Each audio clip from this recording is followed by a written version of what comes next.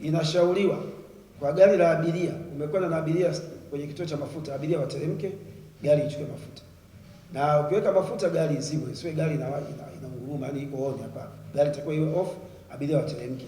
Lakini la pili ni eneo ambalo kwamba unakuta kwenye eneo la kituo cha mafuta mtu anaongea na simu. Pale kuna mionzi, kuna uvutano wa current. Kwa hiyo hairuhusiwi. Unaongea na simu lakini unahudumia na mafuta. Lakini ya tatu ni mtu anakwenda pale kwenye bodaboda, anapiga start. Saa nyingine unakuta kunatokea cheche katika gari lake. Kwa hiyo anaweza hata bodaboda. Kwa hiyo hairuhusiwi.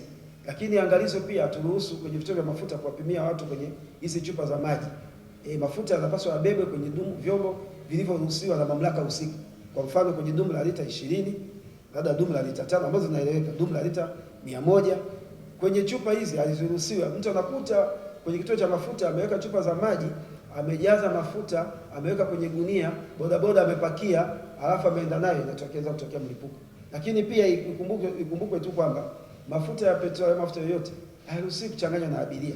Umebeba abiria alafu umeweka na madumu ya mafuta, hiyo hairuhusiwi. Kwa hiyo tunawashauri wenzetu kwenye kituo cha mafuta, hata uvutaji wa sigara hairuhusiwi. Anayesimamia pale awe meneja au operator, pump operator, basi ni muhimu kumkumbusha mteja wake kwamba hiki hakitakiwi, kwa sababu ukifanya uzembe tu inaweza kutokea madhara makubwa sana.